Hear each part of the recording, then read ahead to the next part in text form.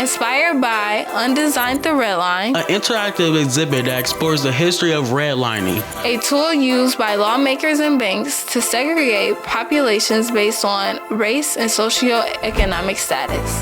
The exhibit showed MyMedia students the effects of structural racism and classism in cities and neighborhoods, both nationally and locally in Cleveland.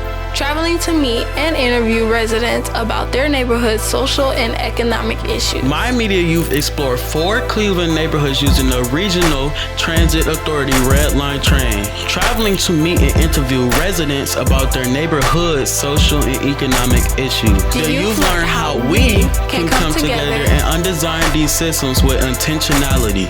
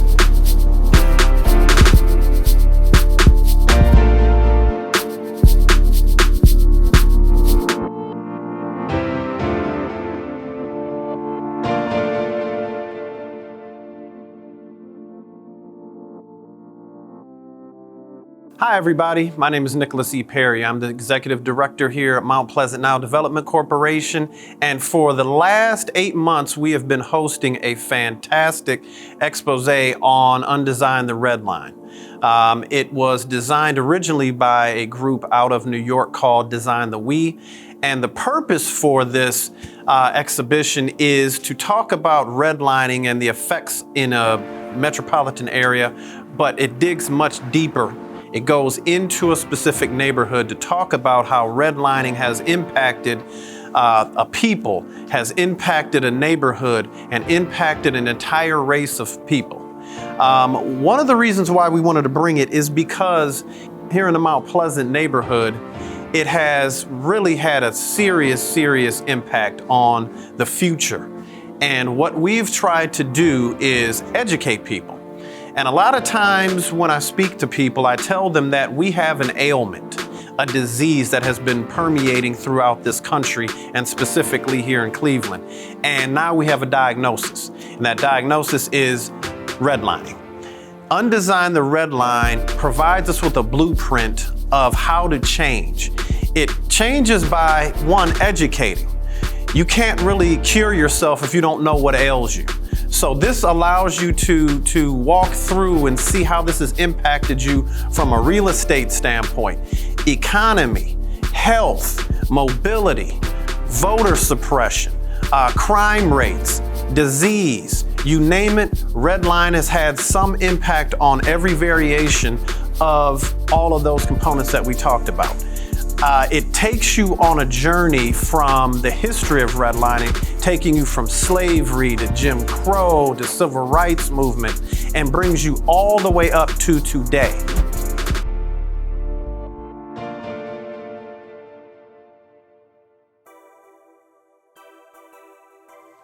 Can you tell me how redlining was started?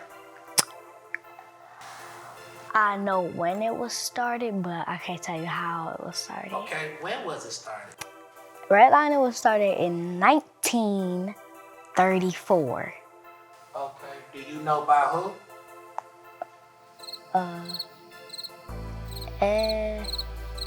Evan. Redlining started in 1934. It's basically when on the map, there would be red places that would be where mostly black people live. The yellow places were not so many, and the green places where all white people lived. Redlining is a segregation structural racism in our city. Try to stay staring at the camera. Okay? All right. Okay. When did redlining start? Wait a minute. Hold on. Randy, you gotta state the question and your answer. All right. Redlining basically, it shows where it's mostly black people hood and white people hood. I mean, I won't say hood, but basically show where all the black people stay and live and where all the white people stay and live. And the white people obviously is a good place to stay and live. I'm gonna need you to don't lean into the camera, just stay straight up, because you want to keep this hat on, right? I really need you to take the hat off. That'll make this a lot better. I ain't gonna lie to you. Take it out. I just want to see something. Take it out. That's better. Toss the hat over there. Oh my goodness. I knew I was gonna do this.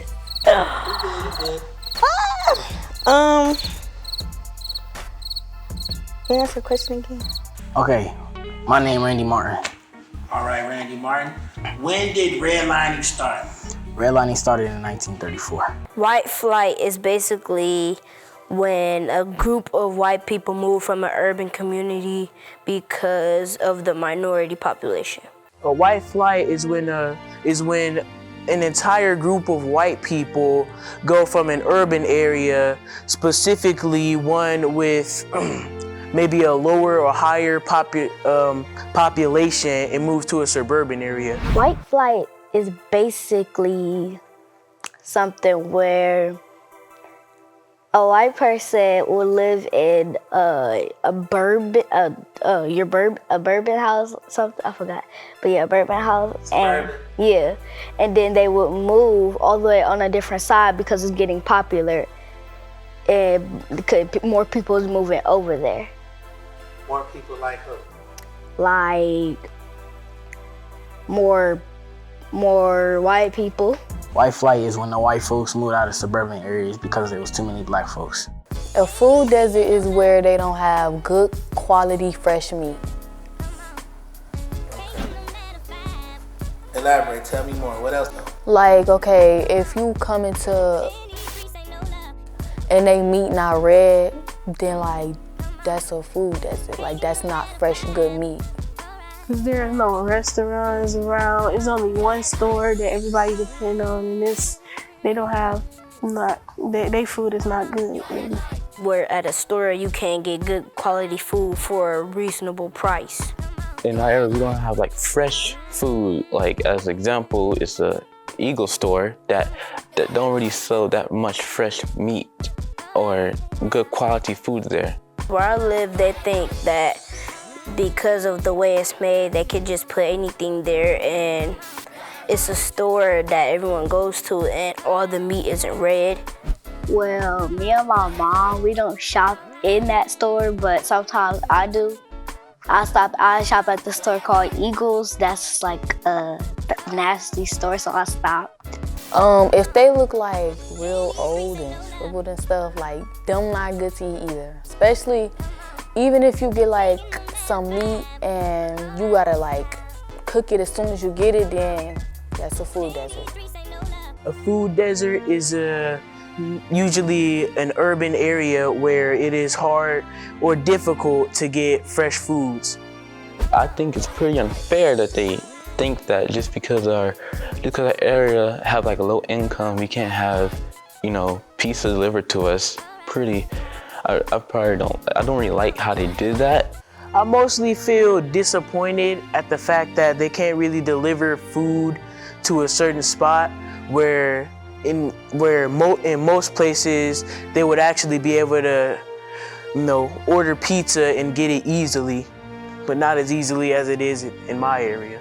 I'm hungry. Speaking of food desert, what I want to know is why I can't get pizza delivered to me in Garden Valley, but I have to go to school in Garden Valley. Explain why.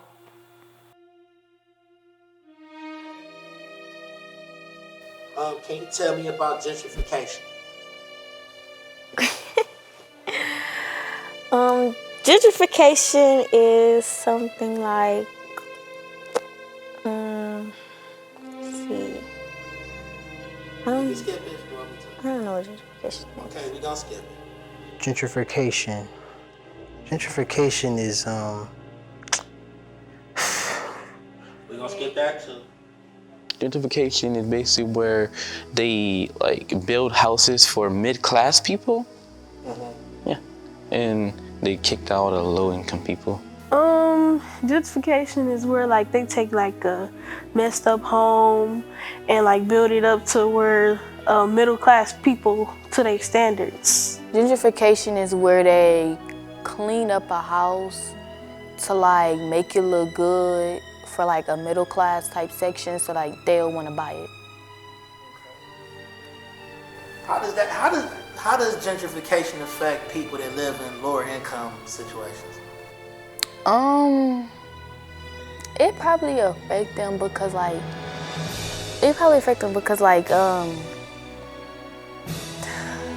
Jesus, you never asked me this question, so my head is everywhere. All right, let's keep going.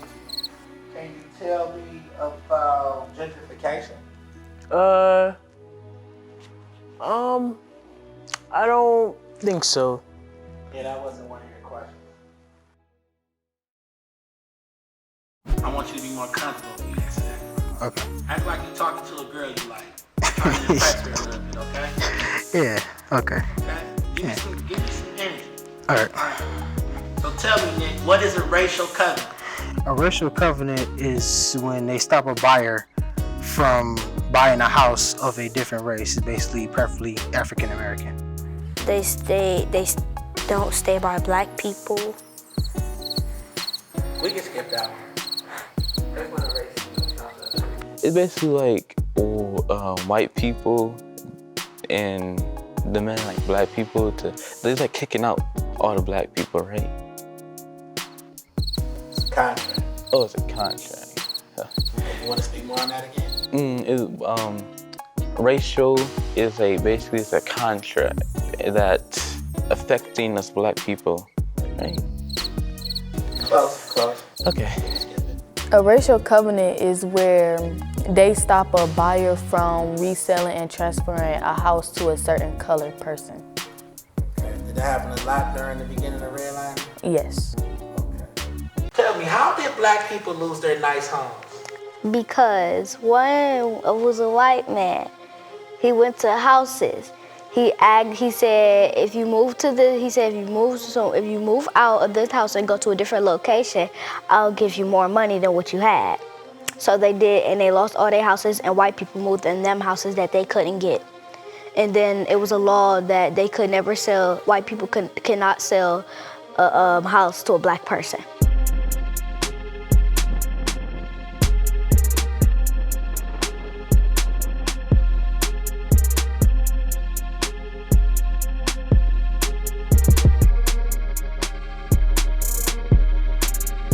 The first neighborhood the MyMedia crew visited on the RTA Redline Rapid Transit was East Cleveland in 21-degree weather.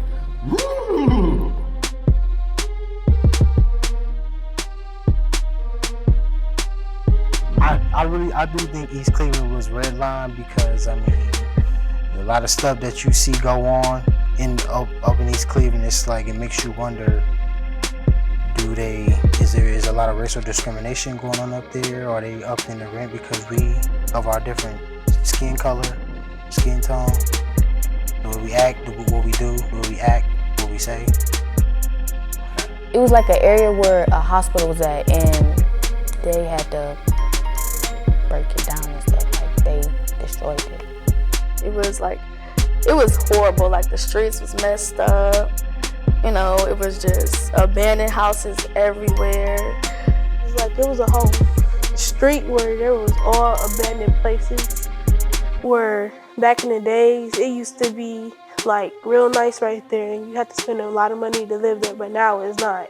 Jonathan interviewed longtime East Cleveland resident Joe Little, lead singer of the Rude Boys and Grammy Billboard award-winning songwriter, at his Herb Bean Joe Coffee Cafe.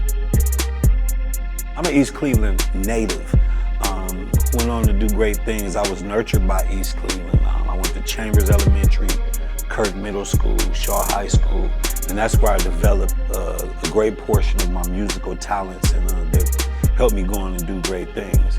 But East Cleveland, back when I was a child growing up, was a beautiful place. It was basically everything black owned. It was a community and not a neighborhood. Around 1988, I caught a drug case, during the crack epidemic. I was one of the youth that was out here that caught a number and just was doing the wrong thing. And by the time I got my record deal in 1990 and I came back in 1994, there was a big difference. Then I came back again in 1998 and it was a difference. It was just really totally, East Cleveland was tore to all the black businesses that left. No businesses, a bunch of storefronts just boarded up as it is now. A lot of blight and just, a lot of city officials making bad decisions. This is the product of what we have now. We were redlined, which, you've been watching this documentary, you know what that is.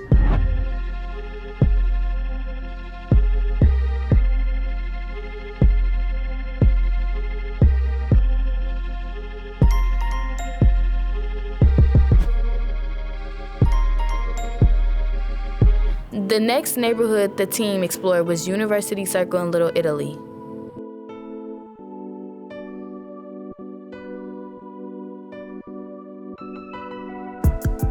On one side, it was very terrible. Everything was just looking very crazy. And then when we go through the bridge, it's like nice. You see restaurants, buildings, and like, I wonder why one side look what it looks like and the other side looks totally different.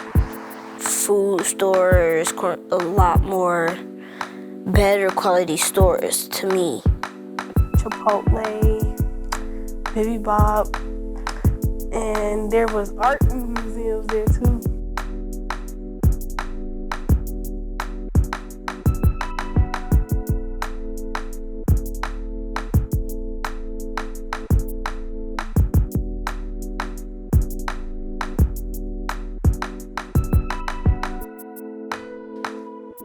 In the second episode of the Redline Project, we will hear more from Mount Pleasant Now Development Corporation's Executive Director, Nicholas Perry, and other special guests who share with MyCom Youth what they can do to reverse the impact of redlining on our communities.